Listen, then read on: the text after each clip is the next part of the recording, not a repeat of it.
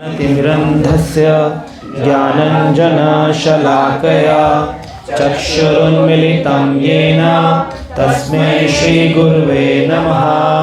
श्रीचैतन्यमनोभीष्टं स्थापितं येन भूतले स्वयंरूपः कदा मह्यं ददाति स्वत्कान्तिकं। वन्देऽहं श्रीगुरो श्रीयुतः पदकमलं श्रीगुरून् वैष्णवांश्च श्रीरूपं साग्रजातं सहगण रघुनाथान्वितं तं सजीवं साद्वैतं सावधूतं परिजनसहितं कृष्णचैतन्यदेवं श्रीराधा कृष्णपादान् सहगण ललिता श्रीविशाखान्वितांश्च। हे कृष्ण करुणा सिंधु दीनबंधो जगत्पते गोपेश गोपिका कांत राधा कांत नमस्तुते। तप्त कांचन गौरांगी राधे वृंदावनेश्वरी विश्वानुसुते देवी प्रणमामि हरिप्रिये। वाञ्छाकल्पतरुभ्यश्च कृपा सिन्धुभ्य एव च पतितानां पावनेभ्यो वैष्णवेभ्यो नमो नमः। जय श्री कृष्ण चैतन्य प्रभु नित्यानंद श्री अद्वैत गदाधर श्रीवासादि गौर भक्तवृंद। हरे कृष्णा कृष्ण कृष्ण हरे हरे हरे राम राम राम हरे हरे। नमो विष्णुपादाय कृष्णप्रेष्ठाय भूतले श्रीमते भक्तिवेदांत स्वामीति नामिने। नमस्ते सरस्वते देवे गौरवाणी प्रचारिणे निर्विशेष शून्यवादी पाश्चात्य देशतारिणे। हरे कृष्णा। तो नित्यानंद त्रयोदशी नज़दीक है, तो थोड़ा नित्यानंद भगवान के इस कथा पर चर्चा करेंगे। एक कीर्तन है, इस संसार में अगर कोई धन है एक भक्त का तो वो कौन है? नित्यानंद प्रभु। तो मेरे साथ में बोलेंगे, सिंपल लाइनें हैं। धन मोरा नित्यानंद पति मोरा गौरचंद्रा। धन मोरा नित्यानंद पति मोरा गौरचंद्रा। धन मोरा नित्यानंद पति मोरा गौरचंद्रा। धन मोरा नित्यानंद पति मोरा गौरचंद्रा। प्राण मोरा युगल किशोरा। प्राण मोरा युगल किशोरा। प्राण मोरा युगल किशोरा। प्राण मोरा युगल किशोरा। तो धन मोरा नित्यानंद, हमारा जीवन का धन, एक भक्त का, एक वैष्णव का धन यानी ट्रेजर क्या है? नित्यानंद प्रभु। भगवान नित्यानंद ही बलराम हैं जो कि कलयुग में अपने भक्तों पर कृपा करने के लिए नित्यानंद रूप लेकर के आते हैं। व्रजेंद्र नंदन जय सची सुता हैला सही बलराम हैलो निताई। श्री चैतन्य महाप्रभु कृष्ण ही हैं जो कि वृंदावन में अद्भुत लीलाएं करे। वो कलयुग में क्या बनकर आए? चैतन्य। और बलराम जी क्या बन के आए? नित्यानंद। तो बलराम जी बल शक्ति देते हैं। किस चीज़ की शक्ति देते हैं? भक्ति सस्टेन करने की शक्ति देते हैं। होता क्या है, शुरुआत में तो भक्ति करते हैं, लेकिन कुछ समय बाद भक्ति के मार्ग से हम विफल हो जाते हैं। लेकिन नित्यानंद प्रभु बलराम तत्व हैं, गुरु तत्व हैं। वो बल देते हैं कि अपनी भक्ति को सस्टेन कैसे करना है। तो अगर हमारे जीवन में बलराम नित्यानंद की कृपा नहीं होगी तो फिर हम भक्ति में सस्टेन नहीं कर सकते। प्रारंभ में तो उत्साह रहता है भक्तों में, जाएंगे प्रोग्राम में, हर एक में, अपने यहाँ वहाँ। धीरे धीरे जब उनको कॉन्सेप्ट समझ में आने लगता है तो उनका टेस्ट घटने लगता है, क्योंकि टेस्ट तो कभी था ही नहीं, उत्साह था खाली। और वो उत्साह था कुछ जानने का, कुछ जिज्ञासाओं का, कहीं तकलीफ़ थी, थोड़ा सा मरहम लग गया तो बस उनको लगता है अभी मेरी लाइफ हैप्पी है, मेरी बच्चे खुश, मेरा परिवार खुश, मेरी जॉब खुश, आई एम हैप्पी, मुझे क्या ज़रूरत है सीखने की। ये तो उनके लिए ना जो मंदिर में रहते हैं, प्रभु जी जो फुल टाइम है, हमारे लिए इतना ज़रूरत नहीं है। लेकिन जो ये जानता है कि जितना भी संसारिक ट्रेजर है ये यहीं रह जाने वाला है, एक ही ट्रेजर हमारे साथ जाएगा, भगवान के नाम का ट्रेजर। इसलिए नित्यानंद प्रभु को अपने जीवन का धन बनाना चाहिए। धन मोरा नित्यानंद, पति मोरा गौरचंद्र। नरोत्तम दास ठाकुर कह रहे हैं इस भजन में, मेरे पति हैं गौरचंद्र भगवान। गौर क्योंकि गोरे रंग के हैं, कृष्ण गौरचंद्र, तो गौरचंद्र भगवान मेरे पति हैं। पति शब्द का अर्थ पालन करने वाले, क्योंकि वही मेरे पालन करने वाले हैं, संसार में और कोई पालन करने वाला नहीं है। तो धन मोरा नित्यानंदा, पति मोरा गौरचंद्र। प्राण मोरा युगल किशोर। अगर व्यक्ति भक्त के जीवन में उसके प्राण हो, उसका आध्यात्मिक प्राण अगर कोई है, तो युगल किशोर भगवान राधा कृष्ण हैं। अगर राधा कृष्ण किसी भक्त के जीवन में नहीं है तो उसका जीवन व्यर्थ चला जाता है। नारद जी प्राचीन भविष्यत को भागवत में एक कथा सुनाते हैं। एक बार एक हिरण था और वो एक जंगल में, गार्डन में, सुंदर बगीचे बागान में सो रहा था मज़े से। हिरण आराम फरमा रहा था। बहुत सुंदर सुंदर बागान में पुष्प लगे थे, जैसे बसंत का महीना चल रहा है, सुंदर पुष्प चारों तरफ लगे हैं। और वहाँ पर जो बीज, बम्बल बीज क्या बोलते हैं, भौरे वहाँ पर गुंजा रहे थे। आप देख सकते हैं बगीचा है, सुंदर पुष्प है, और दो वृक्ष थे बड़े बड़े, और वहाँ उन दो वृक्षों के पीछे शिकारी खड़े थे। और शिकारी जो थे उनके टारगेट था कौन? हिरण। और जो दूसरा पेड़ था उस पेड़ के पीछे शेर खड़ा था। शेर भी वार करना चाहता है और शिकारी भी वार करना चाहता है, लेकिन जो हिरण है वो इतना मूर्ख है कि वो जंगल के उस ऐश्वर्य को, उस खुशबू को, उस आनंद को लेने में लिप्त है। उसको मालूम ही नहीं है। वो बड़ा खुश हो रहा है, थोड़ा लेट रहा है, थोड़ा ऐसे ऐसे कर रहा है, आनंद ले रहा है। और इधर एक धड़ाक तीर लगा और किसी भी पल गिर जाएगा हिरण। और कभी भी शेर पाउंस कर सकता है और ख़त्म। लेकिन हिरण को मालूम ही नहीं है, वो अपने आनंद में। तो नारद मुनि कभी भी कोई भी चीज़ डायरेक्ट नहीं बोले।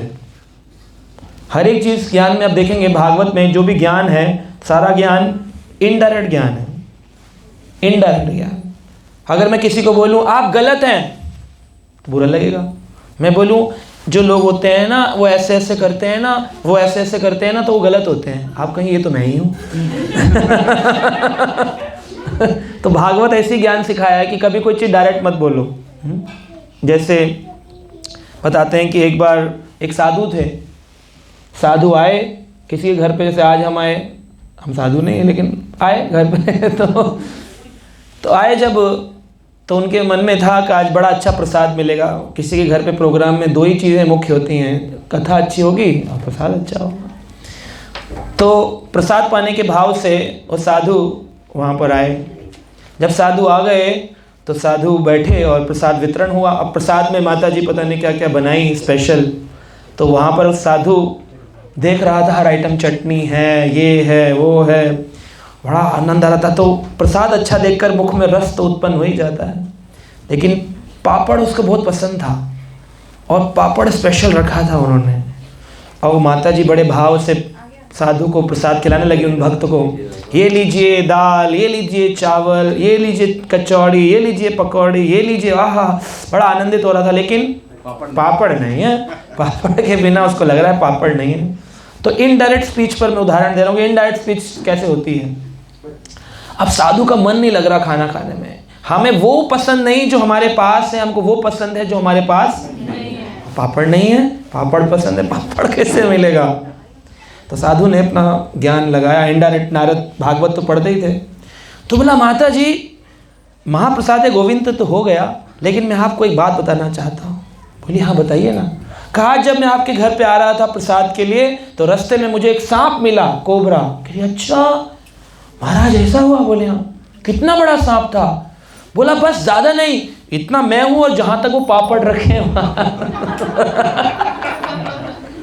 तो वो लेडी बोली, ओ महाराज मैं पापड़ तो देना भूल ही गई। क्या नहीं नहीं कोई बात नहीं, मैं तो बस बता रहा था कि यहाँ से पापड़ तक का सांप। तो indirect speech is the best format of teaching someone, indirect speech. और तो इस प्रकार से कभी कभी लोग इस्तेमाल करते हैं इस भाव को, इस इनडायरेक्ट स्पीच को। तो यहाँ पर बताया गया उसी प्रकार से जो ये जो हिरण है ये और कोई नहीं है, ये हम हैं। और ये जंगल कोई और नहीं है, ये कौन है? इसमें जो बगीचा है वो भौतिक जगत है। और इसमें जो सुंदर सुंदर पौधे लगे हैं ये सारे स्त्री हमारे आसपास, पुरुष के लिए स्त्री, स्त्री के लिए पुरुष विराजमान। और जो बम्बल बीज हैं, भौरे हैं, ये बच्चे हैं। उनकी गुंजाइन बड़ी अच्छी लगती है ना, तोतली भाषा श्रील प्रभुपाद लिखते हैं अपने तात्पर्य में। तुतला के बोलते पापा पापा कांचे आए, पापा कब आओगे घर पे? आ रहा हूँ ना बेटा, आ रहा हूँ ना बेटा। उसकी आसक्ति बढ़ती रहती है। उनको तोतली भाषा बहुत पसंद होती है ना। जब बड़े हो जाते हैं तो बच्चा, तेरा मुंह देखने का मन नहीं करता, कह रहा आप ही ने पैदा किया था। गुस्से चल रहे होते हैं, लड़ाइयाँ चल रही होती हैं, लेकिन जब छोटे होते हैं तो बड़ा भाव होता है। तो ये बम्बल बीज, ये भौरे बच्चे हैं, वो सुंदर पुष्प, वो स्त्री पुरुष, पुरुष स्त्री। और ये जंगल जो है ये भौतिक जगत है। और यहाँ पर जो हंटर है, शिकारी, वो काल है, जो कि किसी भी पल काल के गाल में ले सकता है। और जो टाइगर है, शेर, वो मृत्यु है। तो काल समय होता है और मृत्यु तो मृत्यु है ही।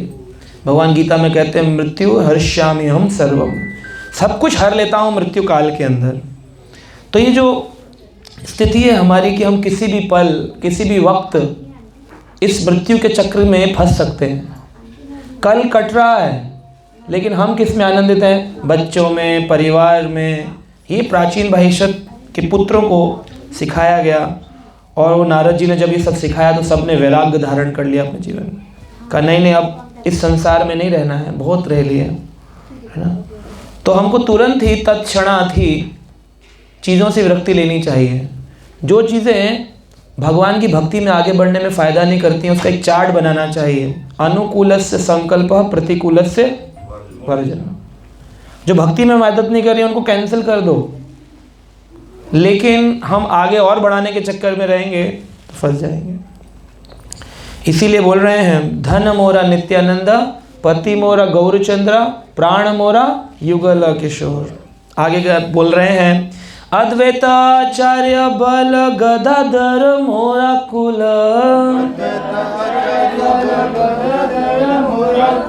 अद्वैताचार्य बल गदाधर मोरा कुल,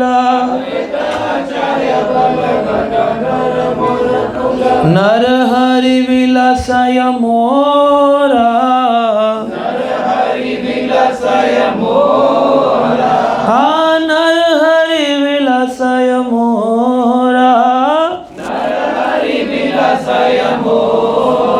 तो नरोत्तम दास ठाकुर कहते हैं अद्वैत आचार्य बल, अद्वैत आचार्य मेरे बल हैं जिनके कारण इस संसार में चैतन्य महाप्रभु प्रकट हुए। अद्वैत आचार्य 50 वर्ष बड़े हैं भगवान चैतन्य से। और भगवान चैतन्य से बड़े होकर के अद्वैत आचार्य प्रकट हुए संसार में। और उनकी प्रार्थनाओं पर चैतन्य महाप्रभु इस धराधाम पर प्रकट हुए। तो इस धराधाम पर प्रकट हुए हैं।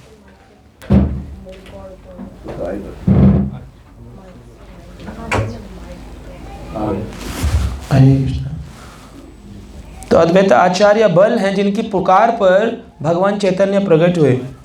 तो अद्वैत आचार्य ने श्रील हरिदास ठाकुर को दीक्षा भी प्रदान की थी। हरिदास ठाकुर का जन्म यवन खानदान में हुआ, मुस्लिम खानदान में, लेकिन उनको दीक्षा किसने प्रदान करी? अद्वैताचार्य। अद्वैताचार्य भजन करते थे। आज भी एक आंगन है चैतन्य महाप्रभु की जन्म स्थली के पास, अद्वैत आंगन।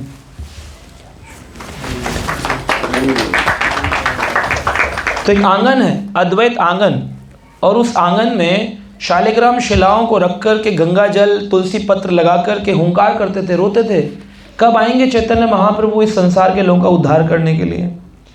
तो अद्वैत आचार्य अद्भुत कार्य किए, जो कि स्वयं महाविष्णु हैं, लेकिन किसको पुकार रहे हैं? कृष्ण को। जो कार्य विष्णु भी नहीं कर सकते वो कार्य कृष्ण कर सकते हैं। तो कई बार लोग सोचते विष्णु से अवतरण लिया है कृष्ण ने, तो नहीं। अद्वैत आचार्य इस बात का प्रमाण है कि वो स्वयं महाविष्णु हैं, लेकिन वो कृष्ण को अवतरण कराना चाहते हैं। तो ये तो प्रमाण है हमारे पास। और गदाधर मोराकुल, ये जो गदाधर पंडित हैं, ये कोई और नहीं है, श्रीमती राधा रानी है। अब यहाँ पर एक भेद है, श्री चैतन्य महाप्रभु के अंदर भी राधा रानी है और गदाधर पंडित भी राधा रानी है। तो दो राधा रानी क्या कर रही है एक काल पर? तो हाँ, तो इसमें है श्री चैतन्य महाप्रभु राधा कृष्ण नाही अन्य श्री कृष्ण चैतन्य, श्री कृष्ण चैतन्य राधा कृष्ण। तो राधा रानी और कृष्ण यहाँ पर जब आए चैतन्य, तो इसमें राधा रानी ने अंग कांति को धारण किया और भाव को धारण किया कि चैतन्य महाप्रभु जब जाएंगे लीला करेंगे और बेहोश होकर गिर जाएंगे तो उनको चोट लग जाएगी कृष्ण को।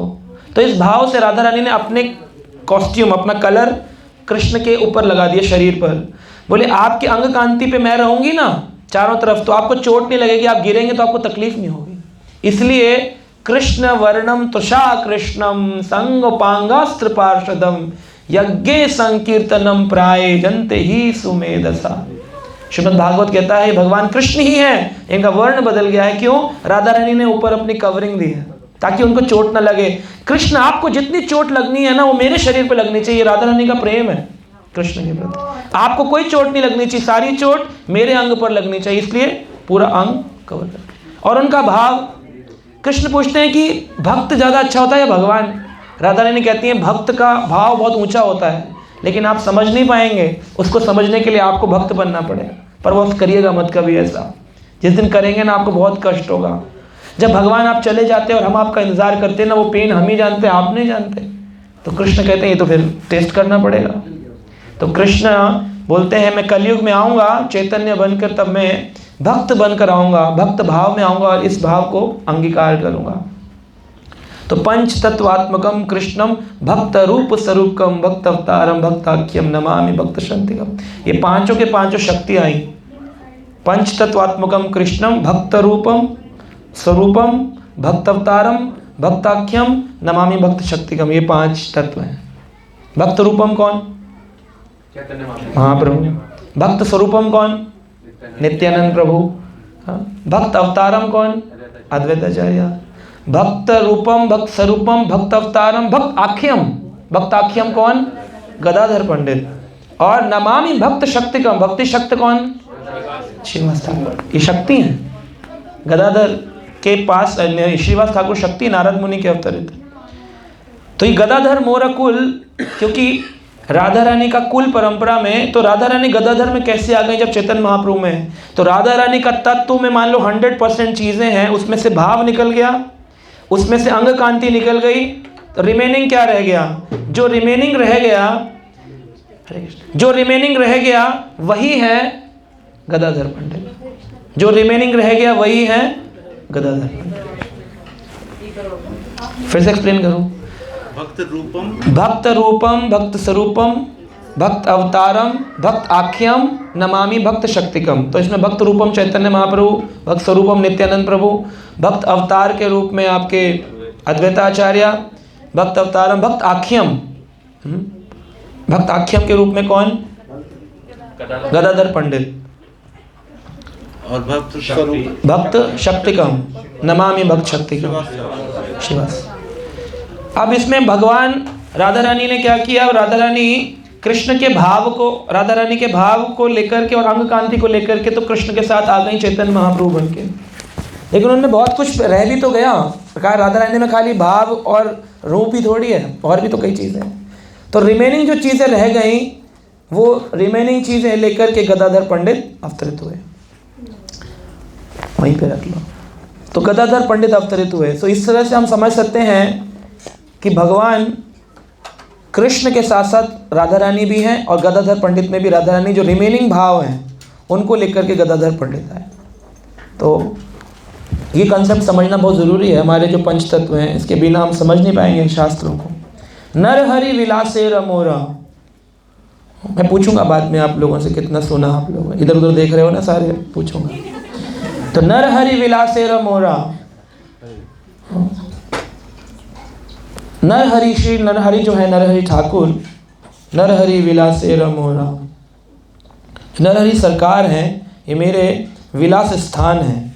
विलास स्थान यानी कि उनके जो दिए शास्त्र हैं वो मेरे विलास स्थान है, वहाँ मैं आनंद लेता हूँ। तो नरोत्तम दास ठाकुर नरहरि से ज्ञान प्राप्त कर रहे हैं। तो ज्ञान प्राप्त करने के कारण ये विलास स्थान है। हमारा मन कहाँ रमण करना चाहिए? जहाँ पर शास्त्र हो। शास्त्र के बिना हमारा मन रमण नहीं करना चाहिए। हाँ, वही विलासे रमोरा। तो यहाँ पर नरहरि विलासे रमोरा, आगे क्या है? वैष्णवेर पद धूलिता मोर स्नान केली, वैष्णवेर पद धूलिता मोर स्नान केली, तर्पण मोर वैष्णवेर नाम, तर्पण मोरा वैष्णवेर नाम। वैष्णवेर पद धूलि, वैष्णवों की चरण धूलि जो है वही ताह मोर स्नान केली, स्नान केली मतलब होता है क्रीड़ा, खेलना। वहीं मैं खेलूंगा, वहीं मैं रमण करूंगा जहाँ भक्तों की चरण धूलि होगी। क्या मतलब है? कि जहाँ प्रोग्राम चल रहा है उसके बाहर जहाँ शूज़ हो वहाँ मिट्टी बहुत होती है, तो वहाँ जाकर केली करना चाहिए, कथा छोड़ देनी चाहिए। यही तो है मतलब। क्या मतलब है कि वैष्णवेर पद धूलि मतलब जहाँ कथा चल रही हो वहाँ गेट की तरफ ध्यान नहीं देना है, कथा की तरफ ध्यान देना है। गेट का काम ही खुलना बंद होना। बार बार उधर देखेंगे तो इधर कैसे देखेंगे? इंस्ट्रक्शन मिस हो जाएगा। इसी को एकाग्र चित्ता कहते हैं, एकाग्र चित्ता। शौनक ऋषियों ने 88,000, कितने ऋषि थे? कथा सुना रहे थे सुत गोस्वामी। सुत गोस्वामी कथा सुना रहे थे जो सुखदेव मुनि से 7 दिन कथा सुन के आए थे। 88,000 ऋषि बैठे हैं, माइक नहीं है, स्पीकर सिस्टम नहीं है, और सब बैठकर कथा सुन रहे हैं। तो मैं कभी कभी सोचता था इस बात को, 88,000 ऋषि बैठे तो 88,000 में तो कितनी लंबी संख्या हो गई। तो यहाँ सुत गोस्वामी बिना माइक स्पीकर के बोल रहे हैं, तो 88,000 में नंबर पे जो बैठा होगा वो तो इधर उधर ही देख रहा होगा। सुनेगा कैसे? सुनेगा कैसे? हाँ, लिप्स नहीं, जिधर हमारा मन जाता है उधर हमारा कान जाता है। आप बैठे कथा सुन रहे, पीछे से कोई बोले ये पीली साड़ी वाली ना थोड़ी ऐसी सी है, तो उधर कान चला जाएगा। प्रॉब्लम मन का है। सारे के सारे 88,000 ऋषि जो थे उनके अग्रणी शौनक ऋषि ध्यान केंद्रित कर लेते, एकाग्र चित्ता। बोले वो बोल रहे हैं हमको सुनना है, पिन ड्रॉप साइलेंस। तो मन गया तो कान भी चले गए। जहाँ मन नहीं गया वहाँ कान नहीं जाएंगे। यहाँ बैठा बैठा व्यक्ति पूरा कथा सुन लेगा, बाद में मैं पूछूंगा आपने क्या सुना? थी तो बहुत अच्छी लेकिन थोड़ा याद नहीं है। याद क्यों नहीं है? आपकी कोई बुराई करके दिखाए फिर कैसे याद रहेगा? पूरी उसकी कमेंट्री लिख दोगे आप, क्या क्या बोला उसने पूरी कथा में। जहाँ मन जाता है तो प्रॉब्लम मन का है, इसलिए मन को लगाना चाहिए। वैष्णवेर पद धूलि का मतलब है वैष्णवों की कथा में, उनके इंस्ट्रक्शंस में अपने मन को लगाओ। ताह मोरा स्नान के लिए, ये मेरी स्नान क्रीड़ा है, उसी से मेरी शुद्धि होती है। स्नान से क्या होता है? शुद्धि होती है। मिट्टी में नहाने से थोड़ी नहीं शुद्धि होगी, कथा के अंदर, इंस्ट्रक्शंस के अंदर ध्यान लगाने से शुद्धि होती है। ताह मोरा स्नान के लिए, तर्पण मोरा वैष्णवेरा नाम। तर्पण करने जाते हैं लोग गया आदि में ना, तर्पण करते हैं, पिता का तर्पण करते हैं, या गंगा जी में गंगा जल का तर्पण करते हैं। तर्पण मोरा वैष्णवेरा नाम, मेरे जीवन का एक ही तर्पण है, वैष्णवों का नाम। हमारे ही आचार्य थे रघुनाथ दास गोस्वामी, 6 गोस्वामियों में से एक सबसे अग्रणी, बहुत बड़े आचार्य, जिनको दास गोस्वामी कहा जाता है। तो अभी हम जाएंगे गोवर्धन, देखेंगे राधा कुंड के किनारे उनकी भजन स्थली है। रोज़ 2000 दंडवत करते थे वैष्णवों को। तो आप कहेंगे फिर तो यही इसी में टाइम चला जाता होगा कि कैसे हैं प्रभु जी दंडवत प्रणाम, कैसे हैं प्रभु जी दंडवत प्रणाम, कैसे प्रभु जी दंडवत प्रणाम। तो मैं तो कई बार जाता ही नहीं ऐसे स्थान पर जहाँ 2000 दंडवत करना हो, क्योंकि टाइम ही चला जाएगा इतना सारा, फिर भजन कब करेंगे। तो ऐसे नहीं करते थे, मानसिक प्रणाम करते थे।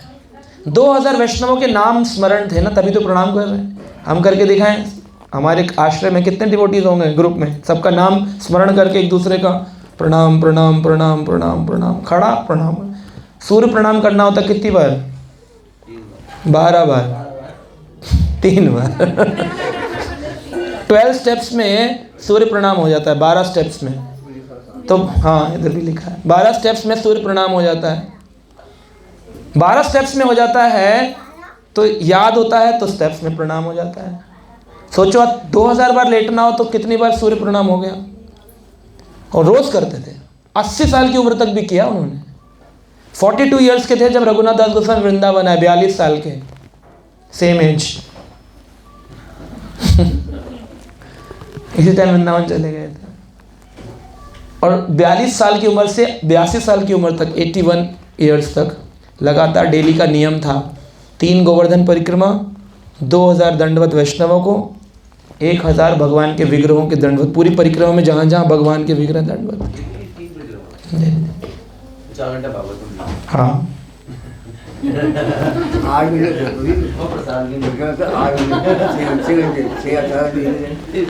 हमारी स्पीड से नहीं चलते थे ना, हमारी स्पीड से नहीं चलते थे ना। नहीं, वहाँ पे वृंदावन में, गोवर्धन में आज भी ऐसे साधु हैं, वो रोज की नियम 3 परिक्रमा लगा रहे हैं। हाँ, बहुत सारे डिवोटीज हैं, इवन इस्कॉन के कुछ डिवोटीज है, गौड़ीय वैष्णव बहुत डिवोटी है, रोज 3 परिक्रमा लगा रहे हैं। यहाँ पर एक परिक्रमा में टेंशन हो रही है लोगों। तो इस प्रकार से हम देख सकते हैं कि वैष्णव का नाम ये स्मरण रहना चाहिए, यही हमारे अंतकाल में फायदा आएगा। विचार करिया मने भक्ति रस स्वादने, मध्यस्थ श्री भागवत पुराण, मध्यस्थ श्री भागवत पुराण। अब देखिए ये हमारा स्टैंडर्ड है भक्ति का। विचार करिया मने, मन में विचार करना चाहिए। भक्ति रस आस्वादने, अगर टेस्ट लेना है भक्ति के रस का, जैसे अभी प्रसाद में टोमेटो सूप मिल जाए तो थोड़ा गरम माता जी थोड़ा ऊपर टोस्ट डाल दो, मिर्ची का नमक, तो सेंधा नमक, काली मिर्च, हाँ ठीक है, कुछ और का बना लो, मखाने का बना लो, जो भी है। तो रस आस्वादन करते हैं ना, तो भक्ति का भी तो कोई रस है। 12 रसों में भक्ति समाई हुई है, 12 रस है ना भक्ति के, शांत रस, दास रस, साख्य रस, माधुर्य रस है ना, वात्सल्य रस, विभत्स रस, रौद्र रस, ये सारे रस हैं भक्ति के। 12 रस हैं, 12 रस। तो भक्ति रस आस्वादन का मध्य क्या है, कैसे करें रस का स्वादन? कोई पात्र तो होना चाहिए, कौन सी दुकान में बेस्ट रस मिलेगा? तो कहते हैं मध्यस्थे श्री भागवत पुराण, भागवत को स्टैब्लिश कर दिया भागवत पुराण। तो कई बार लोग बोलते हैं कि जी भक्तों के जीवन में ना गीता सबसे इंपॉर्टेंट है। जब गीता का लेक्चर होता है बोलते हैं जी गीता नहीं पढ़ी ना तो जीवन बेकार है। एको शास्त्रम देवकी पुत्र गीतम, शंकराचार्य ने बोला, लोग भी बोलते हैं हाँ जी हाँ जी हाँ जी हाँ जी। फिर भागवत पुराण में आते हैं तो कहते हैं कि नमामि भक्त स्वरूपम, भगवान के इस भागवत अवतार को मैं स्वरूप को प्रणाम करता हूँ। जब चैतन्य चरितामृत की बात आती है तो कहते हैं कि चैतन्य चरितामृत भक्त रस सिंधु, तार कर्ण मन तृप्त करे, तार एक बिंदु, उसकी एक बिंदु भी मिल जाए तो कर्ण और मन तृप्त हो जाता है। तो चैतन्य चरितामृत ऊंचा लेवल हो गया, तो फिर कौन सा सबसे बेस्ट है? तो Chaitanya Charitamrita is good for application, Bhagavad Gita is for understanding, philosophy, सिद्धांत। Chaitanya Charitamrita for application. हरे कृष्णा।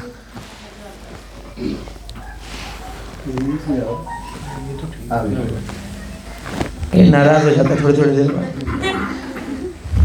तो विचार करिया मन भक्ति रस स्वादन, तो हम बोल रहे हैं कि गीता सबसे इंपॉर्टेंट है।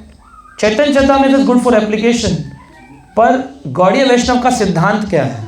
सिद्धांत कहाँ से पकड़ में आएगा? मध्यस्थ श्रीमद् भागवत पुराण। ये नरोत्तम दास ठाकुर ने पुराण को स्टैब्लिश किया। लोग बोलते नहीं चैतन्य चरितामृत ऊंचा नहीं है प्रभु जी, क्योंकि प्रभुपाद जब गए थे अमेरिका तो अपने बैग में चैतन्य चरितामृत लेके गए, क्योंकि उसमें रस था इसलिए लेकर गए, उनका प्रेम था। लेकिन सिद्धांत कौन सा है गौड़ीय वैष्णव का? चैतन्य चरितामृत तो 500 वर्ष पूर्व प्रकट हुआ, महाप्रभु जब आए, उससे पहले सिद्धांत भागवत। इसलिए Bhagavat is the most important scripture for all the Gaudiya Vaishnavas. वैष्णवेरा उच्चिष्ट ताहे मोरा मन निष्ठ, वैष्णवेरा उच्चिष्ट ताहे मोरा मन निष्ठ, वैष्णवेरा नामेत उल्लास, हाँ वैष्णवेरे नामेत उल्लास। तो वैष्णवेरा उच्चिष्ट, तो वैष्णव जो है उनका उच्चिष्ट प्रसाद मेरे मन की निष्ठा है, और वैष्णवों का नाम सुनकर के प्रसन्नता का अनुभव होता है। वैष्णवेरा उच्चिष्ट का मतलब है एक तो प्रसाद, दो प्रकार का प्रसाद पाया जाता है भक्तों के द्वारा। कौन सा प्रसाद? एक तो मटर पनीर छोला कुलचा प्रसादम, खुश हो गए सारे के सारे। दूसरा प्रसाद कथा प्रसाद। अर्जुन ने कौन सा प्रसाद लिया? कि भगवान कृष्ण ने बोला रुको अर्जुन, टंग यदा यदा ही भूखस्य, जब जब भूख लगती है हम तुमको क्या देते हैं? छोला कुलचा भटूरा, खाओ ऐश करो मित्रों। ये नहीं कहा भगवान ने ज्ञान दिया। परीक्षित जब भूखे थे, तड़प रहे थे, तो गए सुखदेव मुनि बोले हरि बोल, पहले प्रसादम, उसके बाद कथा। नहीं, लेकिन हमारे जीवन का अंदर आधार हेतु प्रसाद है कि कथा है? प्रसाद है, कथा प्रसाद नहीं, कार्य प्रसाद। यही प्रॉब्लम है फंसाने वाला। तार मध्य जीवती लोभमय सुदुर्मति, ताके जेता कठिन संसारे। इसी के कारण, जिह्वा के कारण संसार है सारा का सारा, है ना। तो इस संसार में हमें फंसा रहा है। वैष्णवेरा उच्चिष्ट, वैष्णव की कथा। इसीलिए भगवान ने जब पूछा अर्जुन सुन करके कैसा लगा, बोले नष्ट मोहा स्मृति लब्धा त्वत् प्रसादात मयि अच्युतः। नष्ट मोहा, मेरा मोह नष्ट हुआ, स्मृति लब्धा, मेरी स्मृति वापस आ गई। मैं कहाँ भाग रहा था लड़ाई झगड़े से, ये तो आपने कहा लड़ना चाहिए, हम तो मरते नहीं हैं, ये तो मेरा कर्तव्य बनता है क्षत्रिय होने के नाते। नष्ट मोहा स्मृति लब्धा त्वत्प्रसादात् मयि अच्युत। किससे हुआ ये सब? अच्युत, आपके प्रसाद से। तो कौन सा प्रसाद खा रहे थे अर्जुन? तो मोह नष्ट नहीं होगा। आदमी बोलता है ना जी प्रसाद तो प्रभु के साक्षात दर्शन है, प्रसाद से प्रभुपाद जी ने प्रीचिंग करी, लोगों को चेंज किया। प्रसाद लोगों को कथा तक लाने के लिए है, ट्रांसफॉर्मेशन तो कथा ही करती है। जहाँ कथा नहीं है वहाँ पर कभी ट्रांसफॉर्मेशन नहीं हो। कितना ही प्रसाद खिला लो, dry cake, milk cake, cream cake, खाएगा मफिन, थोड़ा दान दे देगा आपको, गायब हो जाए थोड़े दिनों बाद। हाँ, तो इस तरह से हम देखते हैं वैष्णवेरा नामेत उल्लास, वैष्णवों के नाम में उल्लास होना चाहिए, और इसमें उनकी निष्ठा होनी चाहिए। निष्ठा होनी चाहिए भक्तों के, बहाने नहीं बनाने चाहिए। बहाने बनाते हैं कथा न सुनने के बहाने, टाइम नहीं है, बिजी बहुत हैं, ठंड बहुत है, गर्मी बहुत है, परिवार वाले सपोर्ट नहीं करते, समझ नहीं आता, नोट्स बनाने का टाइम नहीं, ना बहाने तो बहुत है। बहाने बनाने से कुछ नहीं होता, बहाने फंसा देंगे संसार में, है ना। जैसे एक बार एक घर में गेस्ट आ गए थे, पति पत्नी ने कहा ये तो जा ही नहीं रहे, इनको भगाने का क्या तरीका है? बोले कुछ बहाना बनाना पड़ेगा। कह रहे बड़े समझदार गेस्ट हैं, मेहमान जाएंगे नहीं। तो पति बोले एक काम करते हैं कि है ना, इनको थोड़ा सा परेशान करना शुरू करते हैं। तो पति ने कहा पत्नी से कि ब्रेकफास्ट जब हो जाए ना तो तुम लंच पूछने आती हो, तो तुम पूछने आना मुझसे, फिर मैं कुछ जवाब दूंगा, फिर देखते हैं इनका क्या होता है। तो पत्नी पूछने आई, ब्रेकफास्ट ओवर होते ही, जी लंच में क्या लेंगे? तो इसने कहा हाँ अभी तो खाया है, लंच फिर से? हम क्या राक्षस हैं? गेस्ट से बोला आप बताइए आप क्या लेंगे, वो क्या बोलेगा कि अगर कोई ब्रेकफास्ट के बाद लंच करे तो वो कौन है, राक्षस। तो मेहमान बोला नहीं जी मैं नहीं खाऊंगा, चल जाएगा ऐसे ही, रात में देख लेंगे। बोला अच्छा तो ये भी नहीं लेंगे। देखा दूसरे दिन 2-3 दिन तक ये किया लेकिन अभी भी वो नहीं गया, तो कुछ और प्लान करते हैं। तो पति बोला कि हम किसी बात पे झगड़ा करेंगे, फिर देखते हैं रहता है कि नहीं। तो पति ने पत्नी से बोला अरे तुमने शाम का डिनर नहीं बनाया। बोली तो मैं कुछ नहीं बनाऊंगी, मैं थक गई हूँ, सुबह शाम दोपहर खाना मैं थक गई हूँ, मैं नहीं बनाऊंगी। कहा जा तेरे जैसी बहुत देखी हैं। दोनों में झगड़ा शुरू हो गया। मेहमान ने सोचा यहाँ तो इन दोनों को ही नहीं मिल रहा है मुझे क्या मिलेगा, इससे अच्छा चलता हूँ। तो बैग पैक करके चल दिया हूँ। तो दोनों रोना धोना कर रहे थे, गुस्सा क्रोध आया हुआ था। तो इतने में जो पत्नी देखा कि पत्नी सच में रो रही है, आंखों में आंसू हैं, तो गले लगा लिया। बोले रो मत, मैं तो मजाक कर रहा था। तो पत्नी बोली अच्छा, तो मैं भी तो मजाक ही कर रही थी। तो इतने में दरवाजा खुला, मेहमान बोला अच्छा मैं भी तो मजाक ही कर रहा था तो भी बाहर ही खड़ा सुन रहा था। तो कभी कभी बहाने काम नहीं आते हैं, तो इसलिए बहाने नहीं बनाना चाहिए, बहाने फंसा देते हैं आदमी को, है ना। तो कहते हैं वृंदावन चबूतरा ताहे मोरा मन घेरा, वृंदावन चबूतरा ताहे मोरा मन घेरा, कहे दीन नरोत्तम दासा, हाँ कहे दीन नरोत्तम दासा,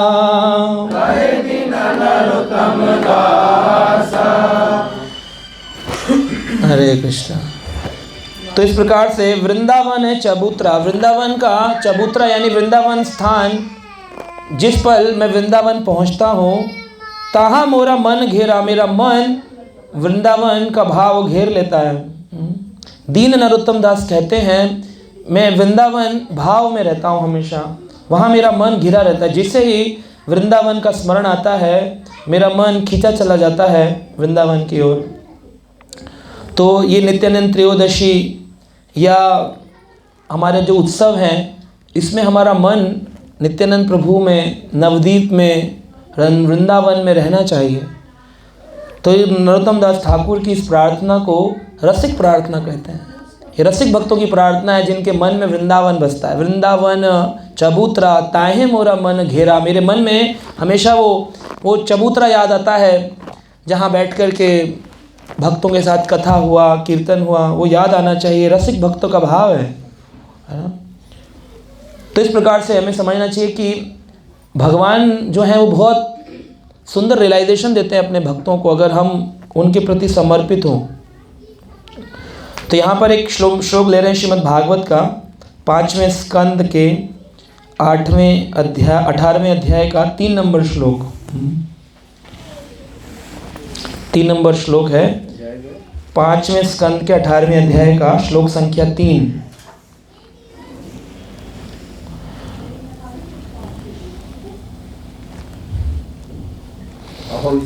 हाँ, तो साथ में बोलिएगा मेरे। ये श्लोक बताता है कि किस प्रकार से कि सब कुछ हमारे आस पास गलत हो रहा है, फिर भी हम देखकर भी समझ नहीं पा रहे हैं। 5:18-3 मेरे साथ बोलिए। अहो विचित्रम भगवत विचेष्टितम घनंतम जनोयम ही मिशन पश्यति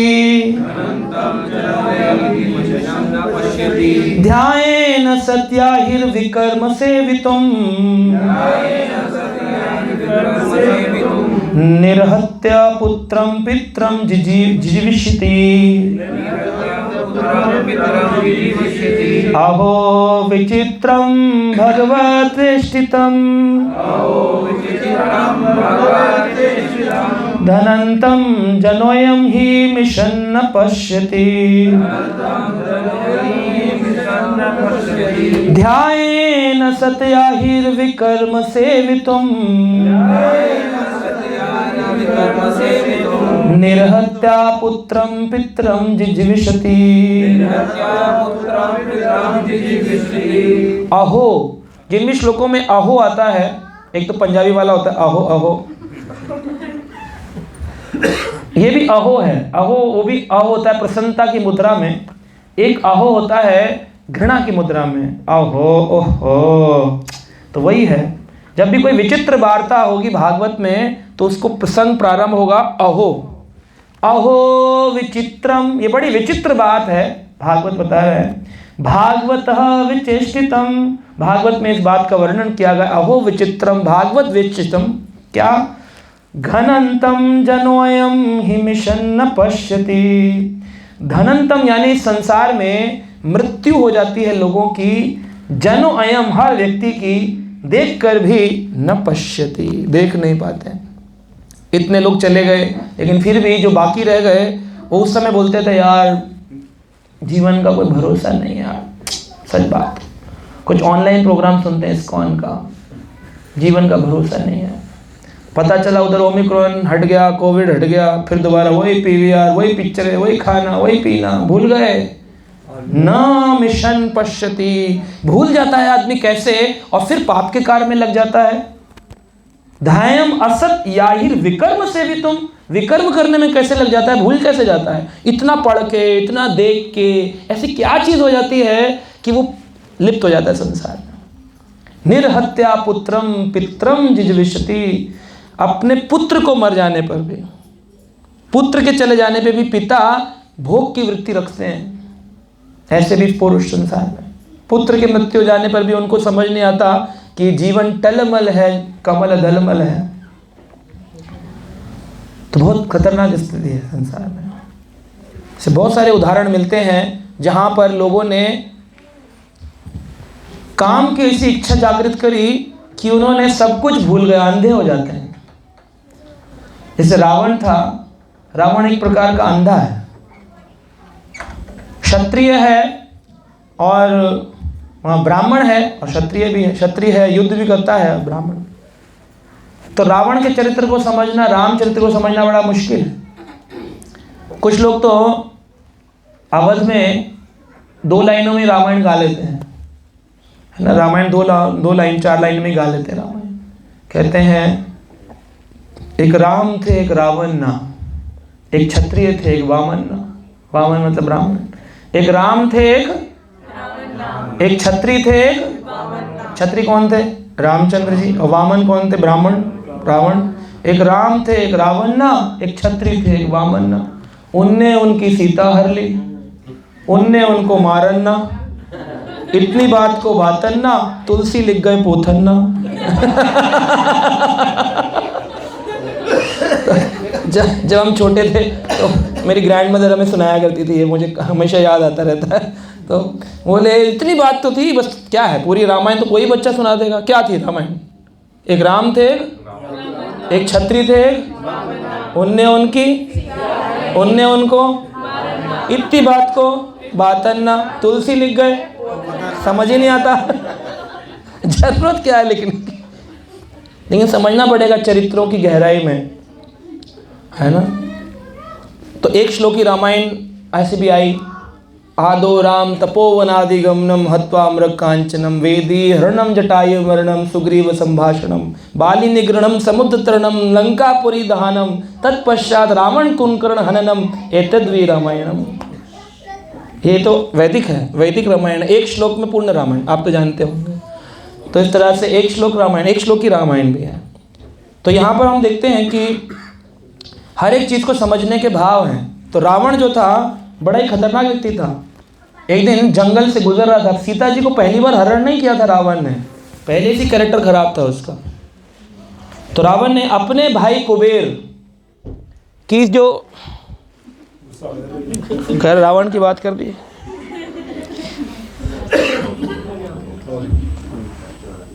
तो रावण ने अपने भाई कुबेर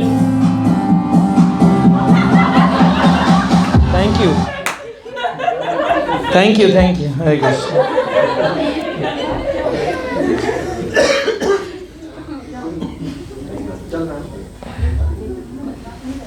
तो रावण ने अपने ही भाई कुबेर की जो पत्नी थी, क्या नाम था उसका, पुंजक स्थली, पुंजक स्थली कुबेर की पत्नी का नाम है। तो पुंजक स्थली कुबेर की एक्चुअली बहू, मतलब डॉटर इन लॉ, नल कुबेर जो थे, नल कुबेर मणिग्रीव कुबेर के नल कुबेर की पत्नी थी पुंजक स्थली। तो रावण कुबेर का कौन है, भाई है। तो भाई के बेटे की पत्नी तो बहू हो गई, उसकी भी रावण। पुंजक स्थली को देखा, कहाँ जा रही हो पुंजक स्थली? तो उसने पुंजक स्थली ने कहा, देखिए आप मेरे ससुर समान हैं, आप मेरी तरफ इसकी दृष्टि मत डालिए। कह रहा है ऐसा भी हमने क्या दुश्मनी हो गई हमसे, पकड़ लिया हाथ। और पुंजक स्थली को लेकर के भागने लगा। तो कुबेर वहाँ प्रकट हो। कुबेर बोले, तुम क्या पागल आदमी हो, इतने मद मस्त रहते हो, तुमको ये भी नहीं पता किसके साथ संबंध करना है, किसके नहीं करना है। तो पुंजक स्थली ने उस समय श्राप दिया कि अगर आज के बाद तुमने किसी और स्त्री का स्पर्श किया तो तुम्हारे सर के टुकड़े टुकड़े हो जाएंगे। इसीलिए सीता जी को 9 महीने तक टच नहीं किया। वैसे थोड़ी तक बड़ा साधु पुरुष था। लोग बोलते हैं जो रावण के फॉलोवर हैं, रावण के भी फॉलोवर्स हैं, हाँ बहुत सारे रावण के। एक स्थान है राजस्थान में मंडावर, तो वहाँ पर मंदोदरी की ससुराल, मतलब मायका बताते हैं, रावण की ससुराल है। तो वहाँ पर आज भी रावण के पुतले की पूजा होती है और वो जलाने नहीं देते हैं। और ऐसे ही नोएडा के पास एक गाँव है बिशरख, वहाँ भी नहीं जलाते हैं। वो आसपास भी कोई पुतला उतला जलाएगा तो एकदम क्रोध में आ जाते हैं लोग, कह रहे रावण जानते हो कितना पढ़ा लिखा समझदार विद्वान विश्वास। हाँ मंडावर, मंदोदरी का है ना, मंदौर भी बोलते हैं, मंदसौर भी बोलते हैं कुछ लोग, तो अलग अलग है। साउथ तो उसका उसने तो बाद में वो किया, श्रीलंका तो बाद में उसने बसाया। हरे कृष्ण। साउथ में तो बाद में गया, लेकिन पहले तो यहाँ सब रहा। तो ये देखते हैं कि रावण का भाव ऐसा ही था प्रारंभ से। पुंजक स्थली ने श्राप दिया, इसलिए सीता जी को कभी टच नहीं किया, कि पता था टच करूंगा उसकी इच्छा के विरुद्ध तो मेरे सिर के टुकड़े टुकड़े हो जाएंगे। तो यहाँ पर ये देख रहे हैं कि कैसे व्यक्ति इतना लिप्त हो जाता है संसार में कि भूल ही जाता है रिलेशन क्या है, कैसे भाव रखूं, क्या सोचूं। ऐसी बलि जो था, सुग्रीव और बाली जो थे, सुग्रीव की पत्नी का क्या नाम था, कौन बताएंगे? वो तो बाली की थी।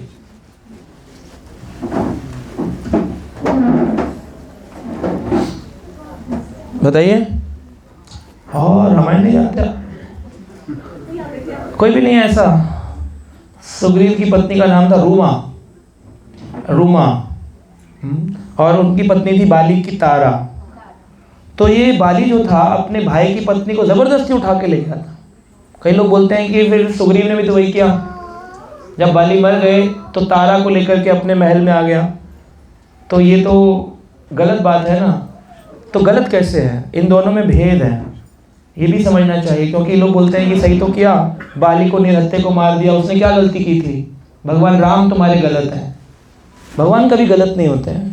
भगवान ने गलती करी, भगवान कैसे मार सकते हैं? छुप करके बाण क्यों मारा उन्होंने बाली को? दम था तो सामने आते। ऐसे भी लोग प्रश्न बोलते। तो जब सुग्रीव, बाली जो था उसने रूमा को उठा करके ले आया जबरदस्ती, तो सुग्रीव गया उससे, बोला मेरी पत्नी वापस हो, कह जा लड़ ले, मुझसे लड़ेगा? तो उन्होंने कहा कि अरे भाई आप कैसी बात कर रहे हैं, आप राजा हैं, सब कुछ हैं, ज़बरदस्ती मत करिए, पत्नी तो मेरी, आपकी तो बहू लगती है। कहा कुछ नहीं है, मेरे लिए छोड़ दो कमरे में, यहाँ पर मेरे कक्ष में, जाओ यहाँ से निकल जाओ। ज़बरदस्ती किया था। और भगवत गीता में कहा आतिताई, जब किसी की पत्नी का अपहरण कोई कर ले तो वो आतिताई है, उसको मारना चाहिए। तो भगवान ने आतिताई का वध किया, बाली का जो वध किया। लेकिन जब युद्ध हो रहा था, दोनों जो थे सुग्रीव और उन्होंने, एक आया था उनको बुलाने के लिए, ललकारा उसने बाली को। बाली ने कहा मैं जा रहा हूँ युद्ध करने के लिए, पीछे से तुम क्या कर लेना, आकर के दोनों में से जो बाहर निकलेगा पीछे एक चट्टान लगा देना। जब मैं जिंदा वापस आऊँगा तो फिर मैं आ जाऊँगा, नहीं आया तो समझ लेना मैं मर गया, ताकि राक्षस तुम लोगों को तकलीफ न दे। लेकिन रक्त बाहर निकला तो सुग्रीव भाग गए सोच करके कि बाली मारे गए। लेकिन बाद में बाली वो चट्टान फोड़कर बाहर निकला तो रूमा को उठा के ले गया गुस्से में। तब जब भगवान राम ने मार दिया बाली को छुप करके, इसके कई कारण हैं, पहला कारण था भगवान स्वयं जितने शक्तिशाली हैं, बाली के पास शक्ति थी, ये वरदान था कि जो सामने वाला उसकी आदि शक्ति तुम में चली जाएगी, भगवान की आदि शक्ति उसमें चली जाए तो फट जाएगा। तो इसलिए भगवान ने पेड़ के पीछे छुप करके मारा ताकि मेरी आदि शक्ति ना चली जाए। और दूसरा, भगवान ने आतिताई का वध किया। आतिताई का वध करना गलत नहीं है। आक्रमण करने वाले व्यक्ति को डिफेंडिंग मैकेनिज्म में आप मार सकते हैं, उसमें कोई अपराध नहीं है। इवन कोर्ट भी आपको छोड़ देगी अगर डिफेंसिंग आपका प्रूव हो गया कि आप डिफेंड कर रहे थे। तो उन्होंने, भगवान ने डिफेंडिंग मैकेनिज्म में मारा, पहला आक्रमण उसने किया, आतिताई था। तो भगवान ने जब मारने की कोशिश करी, सुग्रीव और बाली लड़ते थे तो समझ नहीं आता था कि कौन सा है। तो भगवान बोले कि माला डालो उसके गले में। माला डाली और फिर बाद में जब उसे मार दिया तो बाली को कोई कष्ट नहीं हुआ। बाली को कोई कष्ट नहीं हुआ। बाली बोला मैं तो अनाथ था, आपके तीर लगने से मैं सनाथ हो गया। मैं कौन था? बाली अनाथ कैसे था? इतनी संप्रदाय थी, अपना पुत्र था खुद उसका अंगद, फिर अनाथ कैसे था? सनाथ कैसे हो गया?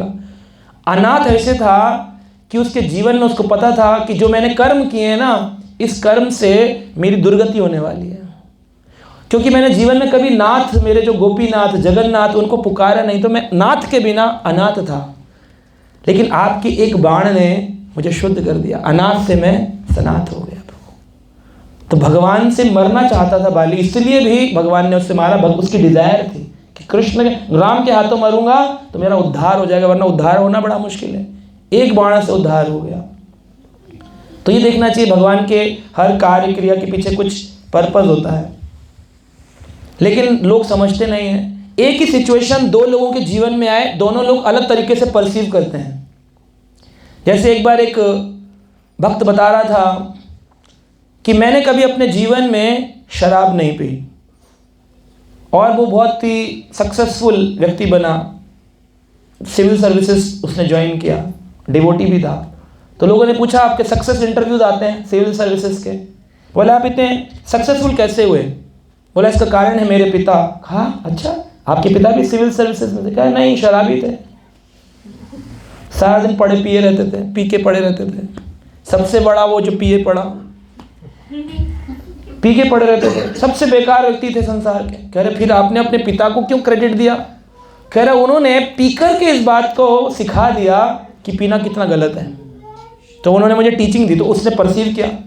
और दूसरा जो था वो व्यक्ति शराबी बना, तो लोग उससे पूछते थे अरे भाई कितनी पीता है, किसने सिखाया तुझे ये? मेरा बाप, मेरे पिताजी। बोले क्यों? बोले वो बहुत पीते थे, उन्होंने मुझे बचपन से ही दिखाया, पिलाया, तो मैं उनको फॉलो करते करते इस मार्ग पर आ गया। हाँ, परसीव करने पे एक बोलता था ये काम गलत है, दूसरा बोलता था ये काम सही। तो ऐसे ही भगवान ने जो किया उस लीला का अगर मन पता चल जाए तो लगेगा भगवान जो करते सही करते हैं, दूसरा व्यक्ति कहेगा कि नहीं नहीं ये गलत करते हैं। एक ही क्रिया परसीव करने का तरीका होता है। भगवान राम जब वन की ओर गमन किए तो भरत जी अपनी सारी सेना को लेकर चल दिए, जा रहे थे भरत।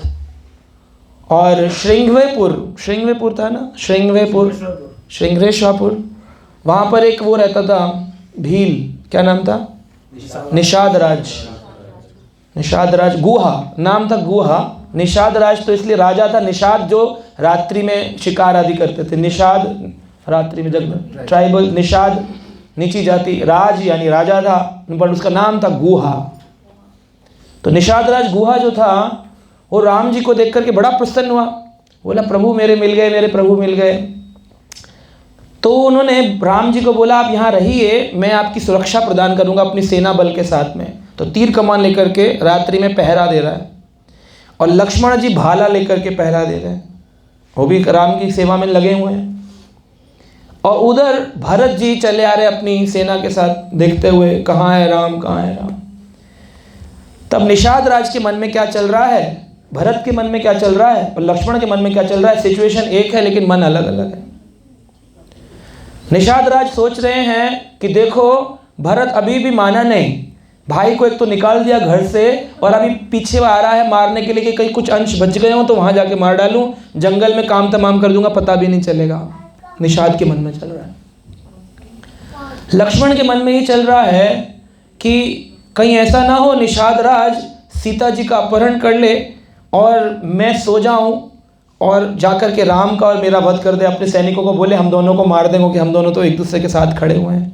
तो लक्ष्मण जी निषाद राज के बारे में सोच रहे हैं, निषाद राज भरत के बारे में, और भरत निषाद राज के बारे में सोच रहे हैं। क्या सोच रहे हैं भरत कि देखो मेरे भाई को भीलों ने पकड़ रखा है जंगल के अंदर, छोड़ नहीं रहे हैं, है ना, तो मुझे जाते ही अपने भाई को मुक्त कराना है। तो तीन लोग एक सिचुएशन को परसेप्शन अलग अलग है। तो ये हमें देखना चाहिए कि हम किस चीज़ को कैसे परसीव करते हैं। तो इस प्रकार से अगर हम देखें कि अगर हमारे जीवन का परसेप्शन चेंज होता है तो हमारी बहुत सारी चीज़ें चेंज हो जाती हैं। एक पुस्तक लिखी है हमारे इस्कॉन के एक ने, आई टू सी दी आई, अपने को देखने के लिए भी आंखें चाहिए, आत्म साक्षात्कार के लिए भी एक आंखें चाहिए। ज़्यादातर लोगों की आदत है त्रुटियां दूसरों में देखते हैं, लेकिन शास्त्र हमें क्या सिखाते हैं, देखना है तो अपने अंदर देखना चाहिए। तो eye to see the eye, change the perception. जैसे उदाहरण दिए थे उस पुस्तक में कि मान लीजिए नीचे रोड ब्लॉक है, रोड ब्लॉक है, पूरा प्रॉब्लम ही प्रॉब्लम है, यहाँ ये सामान है, यहाँ ये सामान है, वहाँ वो सामान। तो आदमी को समझ नहीं आता कौन सा सामान कहाँ है, कौन सा सामान कहाँ, पूरा ब्लॉक है, रोड ब्लॉक है, इधर कार है, इधर ऑटो है, इधर बाइक है, चिक चिक चिक चिक चिक चिक में पी पूरा एकदम भरा हुआ है। अब इतने में उसे रास्ता ही नहीं मिल रहा, रास्ता नहीं मिल रहा तो क्या करते हैं, बोले रास्ता नहीं मिल रहा तो थोड़ा ऊपर चले जाओ, 10वें फ्लोर पर, 5वें फ्लोर पर, ऊपर से जाकर देखो तो अरे वो पीछे गली जा रही है, ऊपर से दिखेगी ना, वहाँ नीचे खड़े होकर नहीं दिखेगी। यानी कि सेम लेवल पर अगर आप प्रॉब्लम को सॉल्व करना चाहोगे वो सॉल्व नहीं होगी। You have to increase the level of your thought process, अपने विचारशीलता को बढ़ाना पड़ेगा, परसेप्शन को बढ़ाना पड़ेगा। उससे क्या होगा, वो प्रॉब्लम के अंदर आपको सॉल्यूशंस दिखने लग जाएंगे। प्रॉब्लम नीचे रहते हैं तो बड़ी दिखती है, जैसे बड़े घर, बड़ी बिल्डिंग, लेकिन जब हवाई जहाज में बैठते हो धीरे धीरे हवाई जहाज जब ऊपर जाता है तो बिल्डिंग कैसी होती है, छोटी। ऐसी प्रॉब्लम्स को प्रॉब्लम के सामने रह के फेस करोगे तो प्रॉब्लम बड़ी दिखेगी, अपने विचार को ऊपर ले जाओगे तो प्रॉब्लम छोटी हो जाएगी। तो प्रॉब्लम है। आज भी सुबह से मुझे एक डिवोटी क्वेश्चन पूछ रहे थे कि प्रभु जी क्या भक्तों के जीवन में भी प्रॉब्लम आती है? आती है। बोले फुल टाइम डिवोटी के भी आती है? हाँ आती है। ब्रह्मचारी की भी आती है? हाँ आती है। सन्यासी, हाँ वो बचा क्यों है, वो भी उसको भी आएगी। लेकिन प्रॉब्लम होती क्यों नहीं है? विचार, परसेप्शन। एक व्यक्ति बोला तुम्हारे कारण इसके कारण मैं सबसे अच्छा हूं। ये क्या व्यक्ति, इसके परसेप्शन प्रॉब्लम है, इसका ये द मेंटल केस है। कौन उसका कारण कौन है? वो खुद, उसने अपने विचारों को नहीं बदला, विचारों को बदलना है। यही है, रस मत लो इस संसार में, अपने विचारों पे काम करो। जैसे एक बहुत सुंदर उदाहरण भागवत में बताते हैं। एक व्यक्ति था, जंगल की ओर भाग रहा था, भागते भागते भागते भागते भागते भागते जमीन, उसको राजा ने बोला था जाओ भागो, तुम्हें जमीन मिल जाएगी, जहाँ तक भागोगे वहाँ तक की जमीन तुम्हारी। भाग रहा था, जमीन बनाने के चक्कर में भागते भागते क्या हुआ, पैर में रस्सी पड़ गई। रस्सी पड़ गई तो होता है ना ऐसे पैर में, आपने पिक्चर में देखा, उल्टा लड़ जाता है, ऊपर जा करके ऊपर लटक गया। हाँ, क्या बोलते हैं? एम्बुश माता जी बता रही, एम्बुश, ऊपर लटक जाता है, पैर में रस्सी ऊपर लटक गया तो पेड़ के ऊपर ऐसे लटक रहा है। अब पेड़ के ऊपर लटक के जब इधर जा रहा है तो इधर खाई है, और खाई के अंदर एक एनाकोंडा टाइप का कुछ सांप है। एनाकोंडा तो नहीं, लेकिन कोई कोबरा वोबरा जो भी है, बड़ा सांप है, जहरीला अजगर, जो कि एक ही बार में पूरे के पूरे को निगल सकता है। और वो जो रस्सी है वो बंधी हुई है, फंस गई है डालियों में, तो ये सोच रहा है चलो बच गया, अभी गिरा तो नहीं, लटका हुआ है। नीचे सांप है, अजगर, बार बार ऐसे जंप मारा तो ऐसे कर लेता है, लटका उल्टा हुआ है ना। और दो चूहे हैं, वो रस्सी को काट रहे थे, ऐसे कर रहे हैं। वो दो चूहे कौन है? एक सफ़ेद रंग का है, एक काले रंग का चूहा है। और उसी पेड़ पर मधुमक्खी का छत्ता है जो कि लीक कर रहा है, तो उसमें टप निकलता है और ये उल्टा लटका है, जीभ में गिरता है, ऐसे करता है, फिर टप ऐसे तो सोच कर देखिए ये सीन क्या है। तो बता रहे हैं ये भवावटी वो है ना, ये जो जंगल है, भागवत कहते हैं ये जंगल भौतिक संसार रूपी जंगल है। भवाटवी सिद्धांत, भवाटवी यानी जंगल। इस भवाटवी में हम सब फंसे हुए हैं, पैर उल्टा लटका हुआ है, दो चूहे हैं, सूर्य और चंद्रमा, दिन और रात, काला चूहा सफेद चूहा, ये भी चूहा, भवाटवी।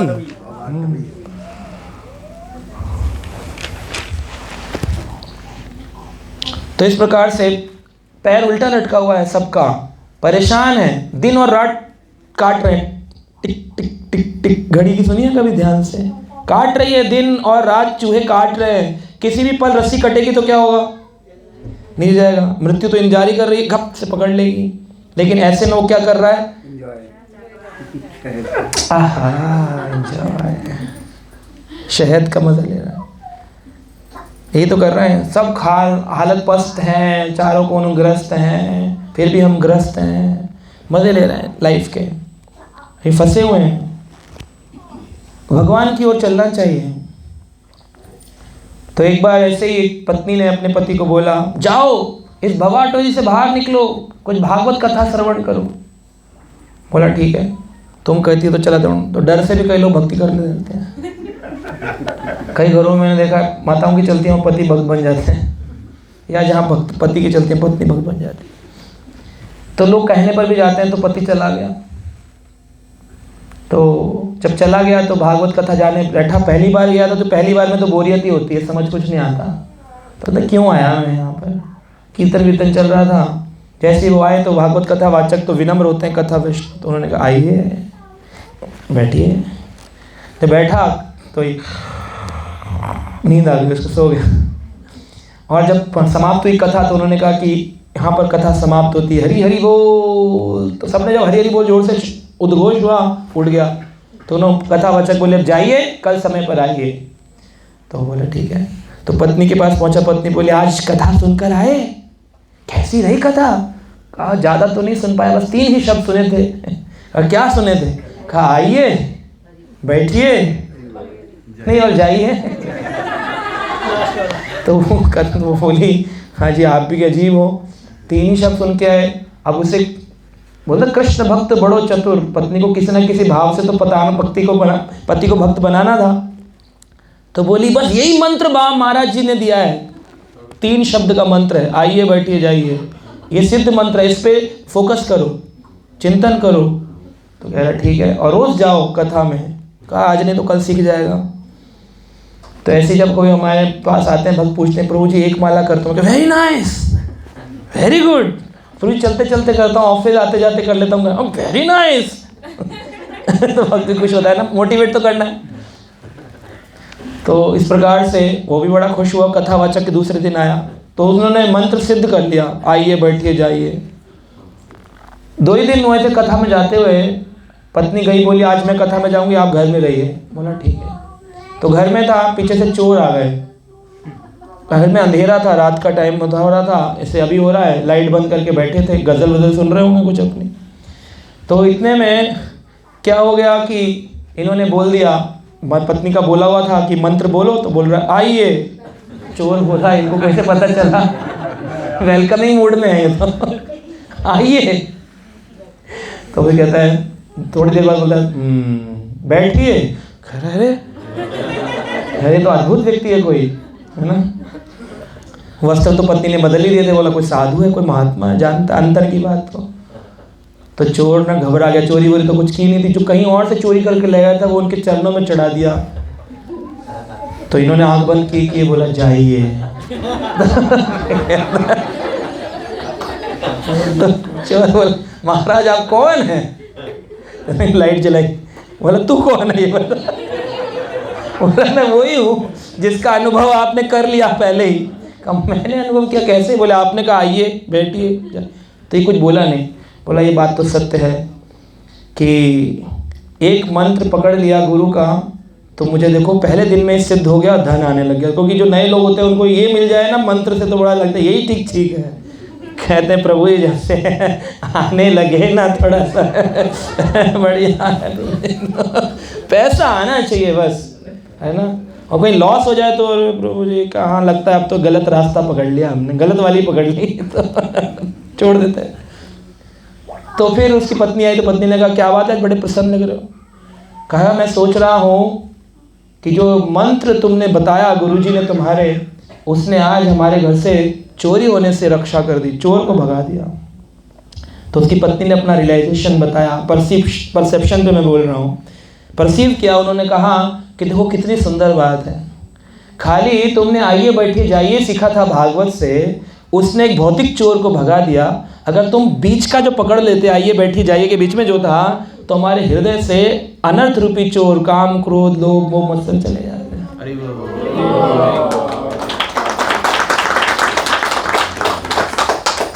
तो इसलिए भागवत श्रवण मध्यस्थ श्री भागवत पुराण, ये मध्य में भागवत पुराण है, तो इसको पूरा अच्छे से पकड़ना चाहिए, थोड़ा थोड़ा नहीं, पूरा पूरा लेना चाहिए। बड़ी विचित्र बात है कि संसार में इतना सब देखने के बाद भी हमारा मन संसार में कैसे लग जाता है।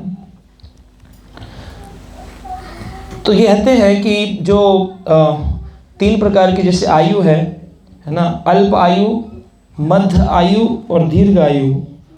अल्प आयु होती है 1 वर्ष से 30 वर्ष की, और मध्य आयु होती है 30 वर्ष से 60 वर्ष की, और दीर्घ आयु होती है किसी की 60 वर्ष से ज़्यादा हो तो दीर्घ आयु कहलाता है कि व्यक्ति दीर्घ आयु जिया 60 से ज़्यादा। अगर बीच में चला जाए तो मध्य आयु में चला गया, और 30 से पहले चला जाए तो बोले अल्प आयु में चला गया, ऐसा बोलते हैं। तो कुछ लोग हैं जो कि भाग रहे हैं मृत्यु से डर करके और मटेरियल अरेंजमेंट करते हैं, भौतिक व्यवस्था बनाते हैं, हेल्थ इंश्योरेंस पॉलिसी, पैसा जमा करना कि कल कुछ हो गया तो तुम तो लगते रहोगे अपने माला हरे कृष्णा करते रहना, ये बचाने वाला है क्या? अरे मटेरियली इंटेलिजेंट यार, what are you doing with your life? Crazy people, they don't know Bhagavatam, they don't know bhakti, they don't know God, stupid people, and they will never realize God. भाग रहे हैं मृत्यु से बचने के लिए, मटेरियल अरेंजमेंट कर रहे हैं। शिला प्रभुपाद बोलते एक व्यक्ति था, उसने अपने पूरे शरीर पर गाय का गोबर लगा लिया, बोला मुझे देख ही नहीं पाएगी मृत्यु।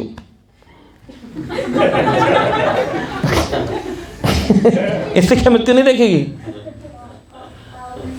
तो एक भाग रहे हैं मृत्यु से बचकर के भौतिक अरेंजमेंट करने के लिए, और दूसरे लोग भाग रहे हैं कृष्ण के चरणों की ओर, है ना, मृत्यु से बचकर के कि अरे हम मर जाएंगे, इससे अच्छा चलो भजन ही कर लेते हैं यार, कहाँ फंसे। जैसे एक व्यक्ति था, उसको उसका दोस्त लेके आया, बोला मंदिर चल तेरी चेतना बदल जाएगी।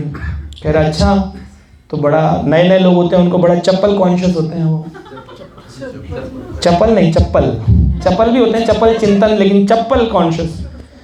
तो वो जब वहाँ खड़े होते हैं तो पहला प्रश्न ये पूछते हैं, प्रभु जी चप्पलें कहाँ उतार दें, बड़ी महंगी हैं, 2000 की 5000 की। हम बोलते हैं वहाँ उतार दो, फिर भी कोई ले जाए सुपरस्टार, तो फिर आकर के वो व्यक्ति बोलता है अरे प्रभु जी मंदिर से चप्पल चली गई। तो एक भक्त आया अपने दोस्त को लेकर के, दोस्त ने चप्पलें रखी, स्टैंड पे चोरी हो गई। स्टैंड से? हाँ, अब पता नहीं स्टैंड वाले पहन गया हो क्या पता, टोकन नहीं लिया और चप्पल चोरी हो गई। जब चप्पल चोरी हो गई तो बड़ा उदास हुआ, तो उस दोस्त को बोला यार मेरी चप्पल चोरी हो गई तेरे मंदिर में, मैं अब नहीं जाऊंगा दर्शन करने। दर्शन तो कर ले, इतनी दूर आया, मैं चप्पल तुझे मैं नहीं दिलवा दूंगा, डोंट वरी, तू जा। तो अंदर गया, दर्शन किए, दर्शन करके बाहर आया तो बड़ा प्रसन्न था। मित्र बोला बड़ा प्रसन्न लग रहा है, अभी तो बड़े स्ट्रेस में था, क्या हुआ? कह रहा कुछ नहीं, मैं अंदर गया, मैंने देखा तुम्हारे तो भगवान की भी चोरी हो रखी है। जब इन्होंने भगवान को नहीं छोड़ा, मुझे क्या छोड़ेंगे? देते हैं भगवान को धोखा, हमको क्या छोड़ेंगे, है ना। भगवान को तो धोखा दे रहे, तुम्हारे लोगों ने तो भगवान की चोरी कर रखी। कृष्ण कैसे खड़े होते, कभी चप्पल में देखा? हमेशा नंगे पैर खड़े कर, तुम्हारे तो भगवान की चोरी है, यहाँ हमारी हो गई तो कौन सी बड़ी बात। तो भाग रहे हैं कुछ लोग मृत्यु से बचकर के कृष्ण की ओर, और कुछ लोग हैं जो कि काल के इस उग्र भाव को देख करके भगवान की डेप्थ में जा रहे हैं, भक्ति की डेप्थ में जा रहे हैं। वो समझ रहे हैं इस मनुष्य जीवन का ऐसे इग्नोरेंट होकर नहीं बैठना है, जिस प्रकार से इस गजेंद्र ने पुकारा भगवान को, आतुर पुकार, जैसे कहते हैं ना इंटेंस प्रेयर टुवर्ड्स कृष्णा, वो रक्षा करती है इस मृत्यु काल में। तो वैसे ही गजेंद्र भी अपने परिवार के साथ घूम रहा था, एंजॉय कर रहा था, हथनियों के साथ खेल रहा था, बच्चों के साथ खेल रहा था, कुंड में क्रीड़ाएं कर रहा था। लेकिन जब ग्रह ने, मगरमच्छ ने पैर पकड़ लिया तो उसको सारी स्तुति याद आई। तो क्या स्तुति बोलता है, बोलिए साथ में, यह कश्चन ईशो बलिनो अंत उर्गात प्रचंड वेगात विधावतो वृषाम भीतं प्रपन्नं परिपतायद भयात् मृत्यु प्रधावती अरणं तम ईमहि या कश्चिन ईशो, ईश्वर कश्चिन, क्या ऐसा हो सकता है? बलिनो अंतक उर्गातः, ये जो बलशाली मृत्यु है, अंत करने वाली है मेरे शरीर का, प्रचंड वेगात, प्रचंड रूप से मेरे पीछे पड़ी हुई है मारने के लिए, अभी धावत भ्रशम, मैं एक दास के जैसे मृत्यु से बच करके कभी इधर planning and planning and planning and planning. जब भगवान की बात आती है बोलते किसने देखा स्वर्ग नर्क वैकुंठ ये सब बोगस है, और तुमने देखा है बरमुडा ट्रायंगल जाकर के पढ़ रहे हो उसके बारे में, वो भी तो बोगस है। तुमने अमेरिका गए हो, बोले नहीं न्यूयॉर्क देखा है, नहीं सुना है, तो हमने भी भगवान के बारे में सुना है। सिंपल सी बात है प्रूव करने के लिए। बोलते ये तुम्हारे तो ग्रंथ इंसानों ने लिखे, तुम्हारी साइंस भगवान ने आके लिखी थी। कौन से अवतार ने लिखी है साइंस की बुक? स्कूल में जाते हैं ए फॉर एप्पल, उसमें डाउट नहीं करते कि ए फॉर तो एरो भी होता है, ए फॉर एप्पल ही क्यों होगा? They never doubt. But when it comes to Shrimad Bhagavatam, कृष्णस्तु भगवान स्वयं, ऐसे कैसे? शिव जी भगवान नहीं है, गणेश जी भगवान नहीं है? अरे भाई आप देखो ना, आपने बिलीव किया टीचर पर, इंस्टीट्यूट पर, now I am not believing on it. अब क्यों आप बिलीव नहीं करते हैं? You have to believe on it. There is only one option, श्रद्धा के अलावा कुछ है ही नहीं हमारे पास रास्ता। किसी इंस्टीट्यूट को ज्वाइन करते हैं, किसी स्कूल को ज्वाइन करते हैं, उनसे बुक्स मिलती हैं, उन बुक्स पर हमारी श्रद्धा होती है। मैंने आज तक कोई आर्टिकल नहीं पढ़ा, प्रभु जी ने तो इंजीनियरिंग आईआईटी से किया है, प्रभु जी किसी स्कूल के कॉलेज के प्रोफेसर पर किसी ने केस किया हो कि आपकी लिखी हुई किताबें गलत हैं? अभी तक तो कोई नहीं हुआ। स्कूल के लिखी हुए कॉलेज के आईआईटी के प्रोफेसर के ऊपर कोई क्लेम नहीं कर रहा। यहाँ भगवान पे क्लेम करने चल रहे हैं कि वेद व्यास ने गलत लिखा हुआ है जी। ऑटो में बैठते हैं, विश्वास करते हैं, वो तो चले ठीक है, विश्वास कर ही रहे हैं, लेकिन भगवान के शास्त्रों पर विश्वास नहीं है। कृष्णस्तु भगवान स्वयं, फिर आपके अपने अपने, जी हमारा तो मत है जी, हमारे अकॉर्डिंगली तो साईं है, हमारे अकॉर्डिंग तो ये है, हमारा तो बड़ा फेथ है। क्या फेथ है? आपको स्क्रिप्चर ही नहीं पता, शास्त्र नहीं पता, अपना फेथ तो फिर तो मेंटल स्पेकुलेशन है, मनोधारणिक धर्म है। इसका कोई बेसिस क्राइटेरिया नहीं है, कोई बेस ही नहीं है आपके ज्ञान का, आपकी भक्ति का, आपके जीवन का। आप यूजलेस लाइफ जी रहे हो अपनी। If you are not worshipping Krishna, you are living a useless life. Actually useless life है। जब अंत में आएगा तो ऐसे ही उड़ना पड़ेगा। अंतक उर्गाता, मृत्यु पकड़ लेती है, वेंटिलेटर पे पड़े होते हैं, हाय हाय हाय हाय, तब सब समझ में आता है ये संसार हमारा नहीं है, नोबडी इज माइन। लेकिन जब तक भजन करने को बोलो तब समझ में आता है planning and planning, more financial planning. Prabhu Prabhu think about it, क्या सोचेंगे फाइनेंशियल प्लानिंग? 1 मिनट में भगवान निकाल लेता है।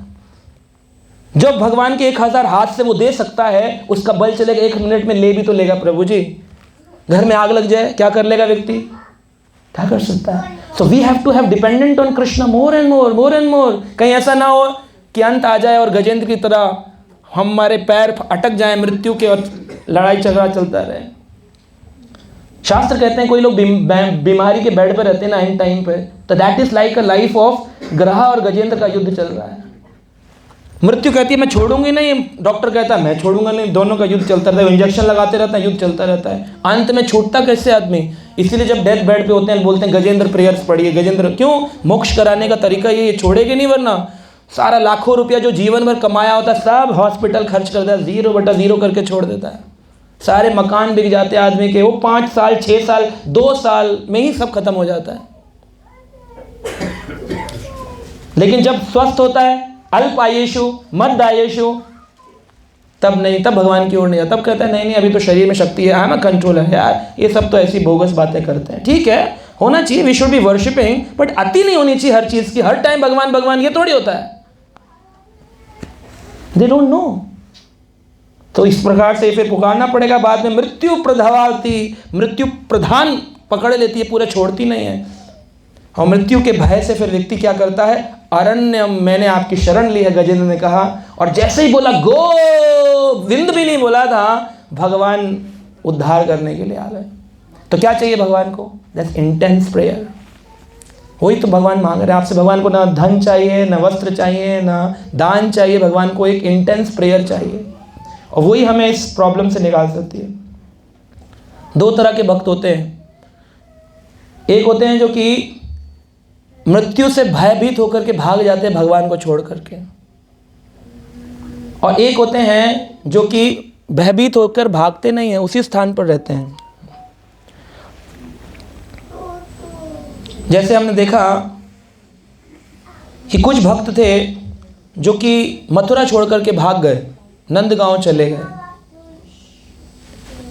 वसुदेव वे भी भक्त कैटेगरी में, लेकिन उन्होंने कृष्ण को कंस से भयभीत होकर के निकाल दिया, डर गए। जब वो जान रहे हैं कि मेरा पुत्र चतुर्भुज में आया है, फिर भी विश्वास नहीं कर पा रहे कि यही वध कर सकता है, वात्सल्य प्रेम बोल दिया गया। और दूसरी ओर अक्रूर जी हैं जो कि जान रहे हैं कि मैं कृष्ण बलराम को लेने जा रहा हूँ कंस के लिए ही, तो वो सेवा करने जा रहे हैं, तो उनका विश्वास है कि कंस का वध कर सकते हैं कृष्ण बलराम। और वसुदेव जी जो है उनका विश्वास नहीं हो पा रहा है कि ये वध कर सकते हैं, चाहे वो वात्सल्य प्रेम की लीला कह लो या जो से भी कह लो।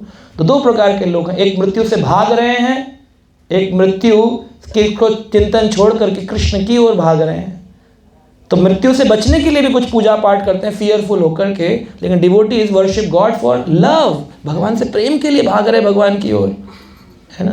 तो लोग जो ये हमेशा दो कम्युनिटी रहेंगी, एक डिवोशनल एक non devotional. Non devotional community कहेगी भक्त पागल है, भक्त कम्युनिटी कहेगी नॉन डिवोटी पागल है, ये हमेशा रहेगा। भगवान ने भी गीता में कह दिया, या निशा सर्वभूतानाम तस्याम जागृति संयमी। जो संसारी लोग हैं उनके जो जागने का टाइम है वो हमारे सोने का टाइम है। वो जागते कब है? रात को 10 बजे चलेंगे, चलो आइसक्रीम पार्लर चलते, रात को ठंडी हवा खा के आएंगे, 3 बजे तक डांस करेंगे, और वो हमारे सोने का टाइम है। और जब हम जागते हैं 4 बजे तो उनके सोने का अब ओवर हो गया, चलो लेट्स हैव सम रेस्ट, फिर उठते सूर्य उदय में जा करके उठते। एक बार दशरथ महाराज जो थे उनकी तबीयत खराब थी, और उनको एक बार गलती से सूर्य उदय के बाद उठे वो एक बार, तो पूरे अयोध्या में ये बात फैल गई कि पता है दशरथ महाराज सूर्योदय के बाद उठे। ऐसे अचंभित आश्चर्यचकित होते थे। स्वास्थ्य खराब होने पर एक बार हुआ लाइफ में उनकी। और अभी क्या होता है, सूर्योदय से पहले उठ जाता है, पागल हो गया, 4 बजे उठ जाता है, क्रेजी, बीमारी होगी, पागलपन हो गया है। बी नॉर्मल, 8-9 बजे उठा करो यार, क्या कर रहे हो अपनी लाइफ के साथ, स्वास्थ्य का ख्याल रखो यार, what are you doing with you. This is Kalyug actually, ये कलयुग हो गया। तो अब इस कलयुग में बाहर निकलने का तरीका क्या है, कैसे निकलेंगे? केवल एक ही तरीका है, डिवोटीज एसोसिएशन। जितना भक्त संग करेंगे, जितनी कथा श्रवण करेंगे, तत्श्रृणु, भगवान कहते हैं इसको सुनो, सुनते रहेंगे, जाता रहेगा, हृदय परिवर्तन हो जाएगा। यही तरीका है। सो ये बेस्ट है जो माता जी की फैमिली कर रही है। So we should appreciate Prabhu ji, Mata ji and everyone कि how they are helping daughter to grow in Krishna consciousness. वरना परिवार में कौन भक्ति करने देता है। So we should be very very thankful to all of you. तो हम आपका बहुत बहुत धन्यवाद देते हैं, आपने बुलाया और आपके कारण से इतने सब भक्त कथा सुन पा रहे हैं और आप सपोर्ट कर रहे हैं सो नाइसली। तो ऐसे ही करना चाहिए, अपने बच्चों को भक्ति में लगाना चाहिए। वो माता पिता असुर कहलाते हैं जो अपने बच्चों को भक्ति में नहीं लगाते हैं। ये भागवत का श्लोक है, 5वां स्कंद 5वां अध्याय 17 नंबर श्लोक, जाकर चेक करिए, लिखा है भागवत में। मातृ न शिष्यात पितृ न शिष्यात। तुम्हें बच्चे को पैदा करने का कोई हक नहीं है अगर उसे भक्त नहीं बना सकते हो। गुरु को गुरु बनने का कोई हक नहीं है अगर अपने शिष्य को भक्त नहीं बना सकता है ना। तो कितनी बड़ी एक जिम्मेदारी है एक माता पिता के ऊपर। तो अगर कोई माता पिता बना रहे हैं तो वो शास्त्रिक हैं, जो नहीं बना रहे हैं वो आसुरिक हैं। सिंपल है। कैटेगरी चूज कर लीजिए आप कौन सी कैटेगरी में आते हैं।